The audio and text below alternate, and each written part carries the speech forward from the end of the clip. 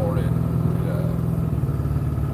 kept trying to start the live stream. It kept kicking me off. Just waiting for another strike. Got to get another one in, not on the next 60-ish, 90-ish days. Channel be gone. What's up, man? How you doing? Can't fucking see your damn name. I'm blind in my old age. I need to go to the eye doctor. So, figured I'd talk about what happened yesterday. The guy's name that was in that truck accident, his name was Brian Schmidt. So, when we were there, we were trying to, I was talking to those other people, trying to figure out what we were going to do instead of just standing there with thumbs in our asses, which is all they wanted to do. Once they, we decided that we couldn't really get him out of the truck. He was wedged in there in a way that, the best thing I could have done for him, like I'm just saying, the best case scenario, I went and got my floor jack out of my truck, and I started fucking breaking shit. And that was the best case scenario to try to get him out. Even then, the way he was in the truck, he was a bigger guy. I would have had to. He was laying. It looked like his left arm and his head was outside the truck, and then the truck landed on his left arm and his head, and then his body was inside the truck, but he was still in a seatbelt.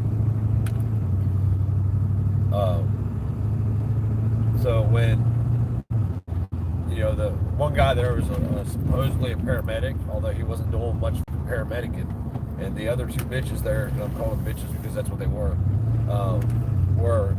nurses. And they didn't do much nursing. And they were all fucking scared to death to do anything, even walk up to the cab of the truck. The two females, I seen them standing there when I walked up to the cab, when I ran up to the cab of the truck. And I passed the dude, he stopped. He stopped on this side of the road, there's the two-lane road there. He stopped on this side of the road, and I just kept running by him to the truck.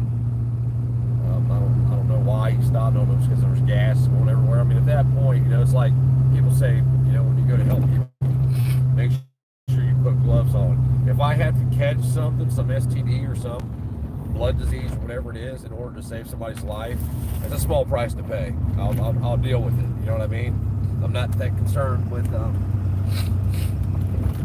not that concerned with that. And if somebody that's dying is that fucking concerned with catching some shit from me, well, I can just go ahead and let you die. Kind of the same thing yesterday, like hearing all that gas and shit. The first thing I seen was, the flammable and the toxic tags on the placards on the truck, and I knew what some of the gases were just by the colors of the tanks, just because I'm a welder. I didn't know what was. I didn't know that there was chlorine gas on the truck, which there was, and there was something else. But I mean, there must have been a fucking, God, I bet there was 100 of those tanks there, probably more than that. I think there's 16 in a pack, and I think that will fit 20 packs on a truck.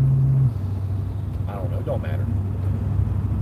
But anyway, the man died. He was pronounced dead on the scene. So, at the time that I left, the time that, as soon as the first fire dude got there, the cop, I rolled out, because it always becomes a problem for me. Every time I am in a situation like that, it always winds up with me getting into it with the fucking cops or the paramedics, or cops threatening to take me to jail and all that shit. I'm over it. I'm over it, man. But anyway, what I started to say was, in that time, as we were sitting there, my first thought was get a phone, find his phone, if I could find it, and call somebody. So his phone was, looking back on it, here's what probably happened. When I got to pick up his phone and his tablet was laying right there, meaning his phone and his tablet was in his lap. His phone was paused for a podcast. Somebody had just missed a call a minute before then. So I called that person back. That's the person I called. A guy named Dave, one of his coworkers. And that's why I told him, like, look, I'm sorry, I don't know how to tell you this. I'm just making the call because, like, minutes count. And, minutes can be the difference in his family getting to the hospital. And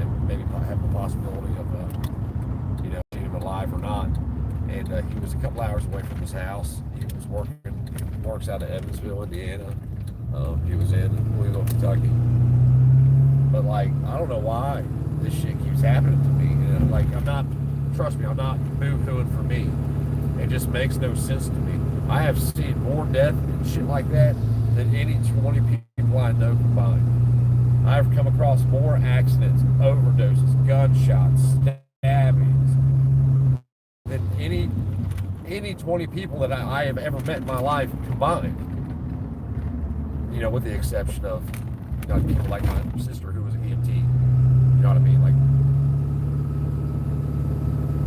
I'm just talking about people like, in general, just people that don't do something like that for a living, but like, why? Like, what's the, I don't know why. What I find was the oddest part about all of it to me is that, and I'm not talking down about nobody, so don't think that at all. But it's almost like, because I don't hesitate to go help somebody when they're in one of those situations, like, I'm commended for it. You know what I mean? Like, I don't do anything that every fucking male in this world shouldn't do. I don't do anything special. I just do what we all should be doing. And I get it to like car accidents. I get that you don't want to walk, if you don't have it in you to see shit like that. You don't want to see somebody's fucking head split wide open. I get it. But if your head was split wide open, would you want somebody to help you? Or if your kid's head was split wide open, would you want somebody to help them? And your answer is going to be yes. So then, why stop? Just like else. They would not walk up to that fucking truck. I seen him when I wasn't the first one there, but I wasn't the first car stopped, but I was the first person to the truck. And like, it just makes that shit just don't make any sense to me. Why, you fucking bitches stood over there, you're allegedly nurses, at least that's what you said. This one fucking fat motherfucker kept putting her ass in my face, like literally keep bending. I was down, squatted down, talking to the dude, but I was back far enough to where there was a bunch of diesel fuel and shit right there, diesel fuel and antifreeze and shit. So I don't remember why I backed up, but I backed up a couple of feet and I squatted down and was on the phone with the guy. And this fucking fat fucking heifer, don't want to do nothing, don't want to touch anything or get anybody out because we might fucking kill him. And I'm like, yeah, we might kill him, but there's a pretty good fucking chance he's going to die the way he's in, because he was in there in a way that if he wasn't, because you couldn't see the way the cab was bent up, I couldn't see his head at all. It looked to me like his left arm, and like I said, it looked like he almost got ejected, and then the truck landed on him. The door of the truck, his head. And tail was with help. There was no way I'm moving that dude around by myself. Even if I could have got the steering wheel off of him, and I'm confident that I could have. I was legs doing it, but I could have got it off of him. I mean, what's broken legs when you're fucking dying? You know what I mean? If it means breaking my legs, break my legs. Whatever. You save me, break my legs.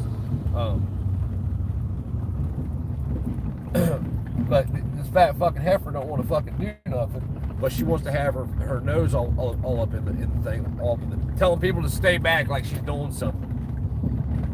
Like I told them we were standing there, I was like you bitches realize if something goes bad here, we're all going to die, right? And they just looked at me. I was like, if you can't handle that, you probably should walk away.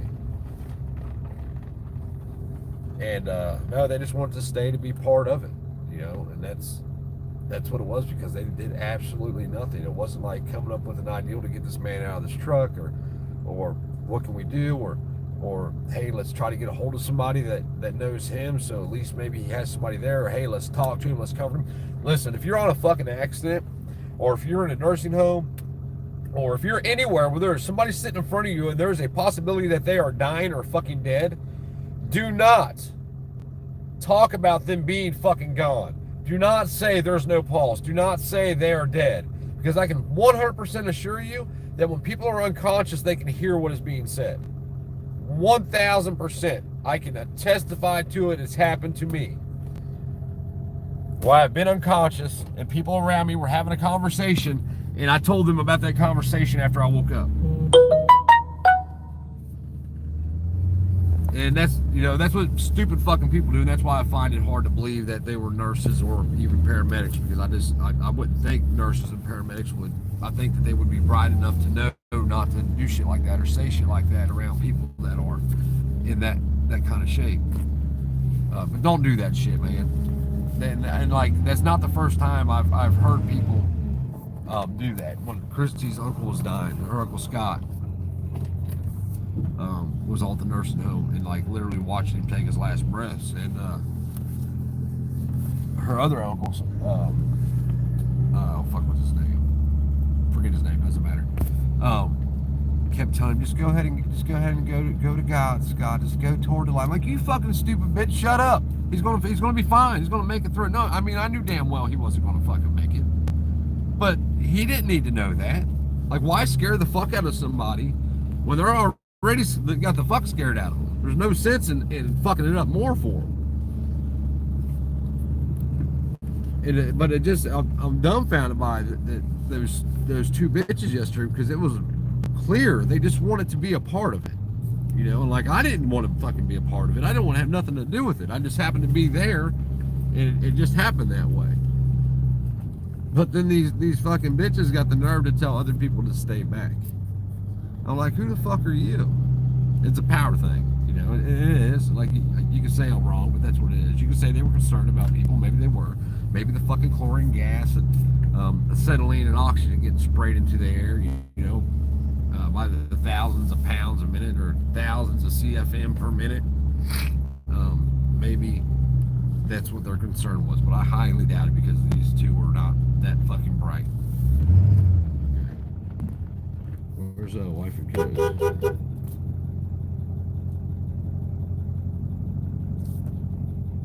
Is my wife in here? What's up, Greg? No, my wife ain't in here. I gotta get my wife real quick. My wife and kid, they're going to work every day. Paul was sick last night. He said he was sick. He's not here. He probably went to breakfast. He said he thinks he had the COVIDian. So I was like, oh, stay the motherfucker away from me. I felt bad last night. I was sick. I had a massive headache, but I've been up for 2 days too, driving and shit. So got some stuff down here, more junk to add to the pile. It's not junk. I got that big tank down here, and then all that shit I got from my brother's house and metal. Gotta go get a big sycamore tree today. I got cut all the shit. I'm glad that I came back. I needed my chainsaw. Ooh, that would have sucked. But anyway, the gentleman died.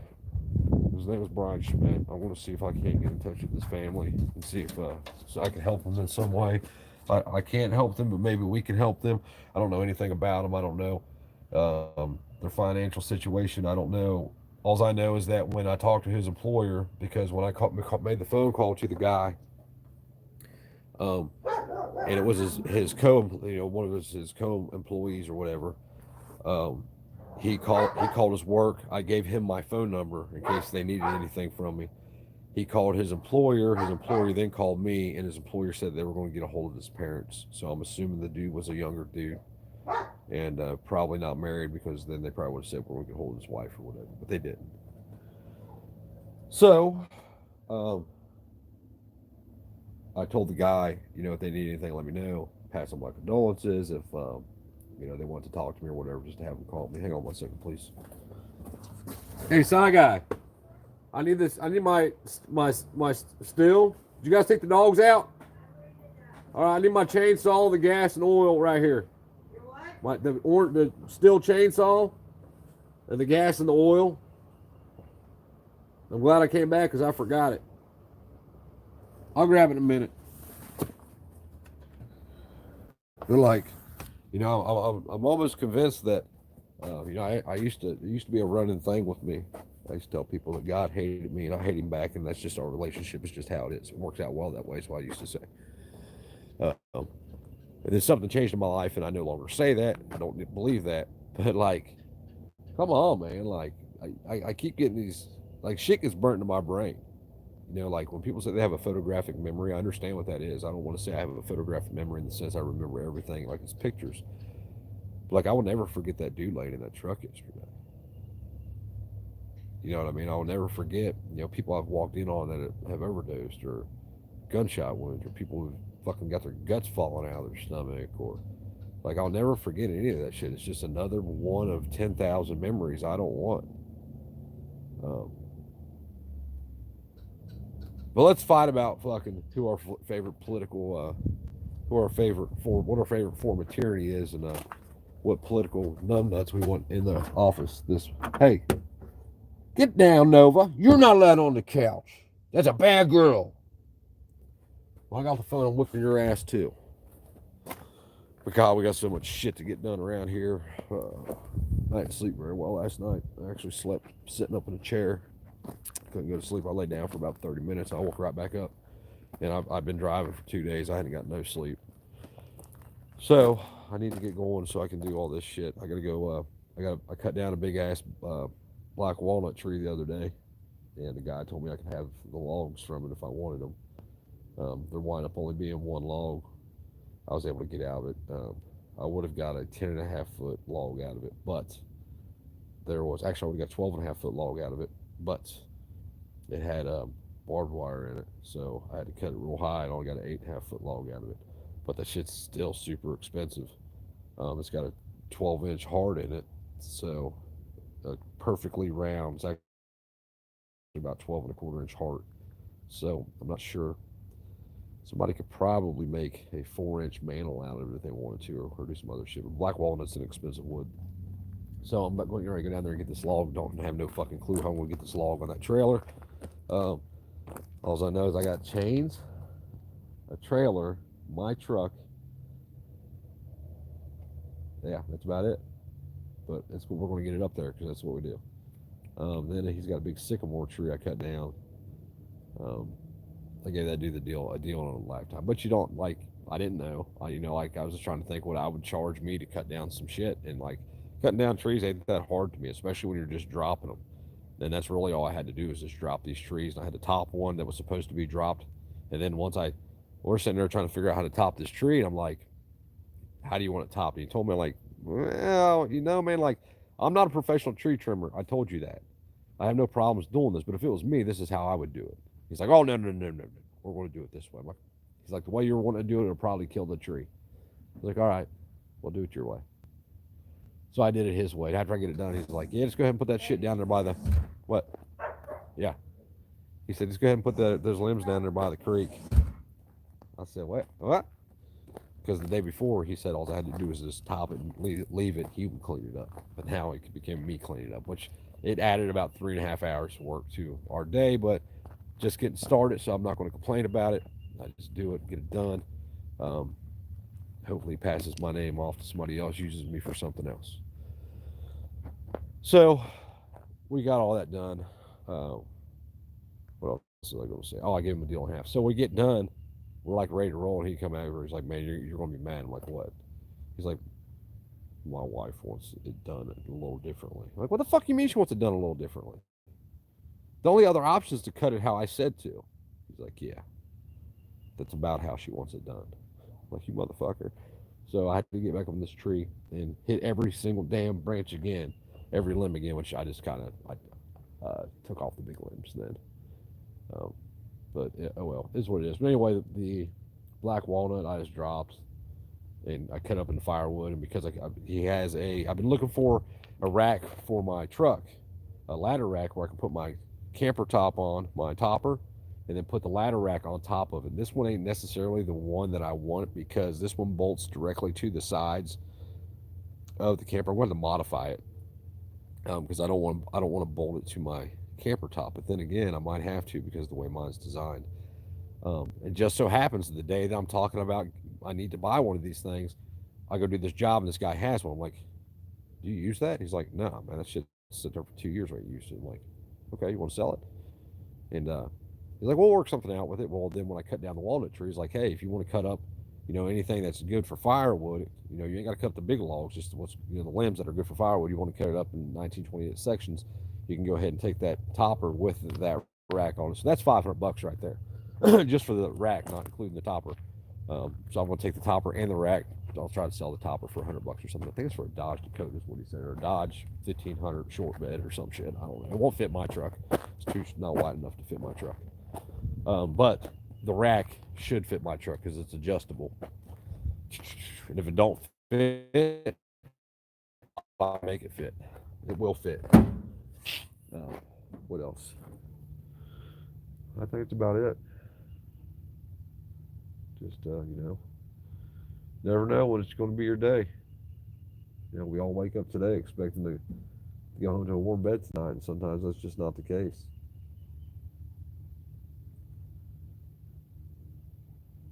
I don't know what happened to that in that accident. I'm just making the assumption. I can't believe I didn't see it happen. I'm curious how long that truck was stopped, um, because normally when you see wrecks like that and the antifreeze is going everywhere, you can normally see a plume of vapor, and that I don't remember seeing that. I mean, I'm almost wondering if that truck wasn't sitting there, for 30 or 40 seconds, a minute or more, because I didn't see the wreck happen. And you would think we would. I didn't. Now that I think back at it, I don't remember seeing a big dust cloud or anything. I don't know. Like I don't envy people like Greg Black who are always on the road and seeing accidents and shit like that. Like that's I hate being on the road, and I hate um, running across things like that, man, because it's just another, like I said, it's just another memory I don't want. Just some. And you start asking yourself questions, and what's really fucked up is the conversations we were just having in that live stream, talking about God and salvation and who may or may not be could be saved, and what your belief systems are, and just all that crazy shit. And then like it literally happens in front of us, and then some dude dies. It's the worst breakfast his parents will ever eat today.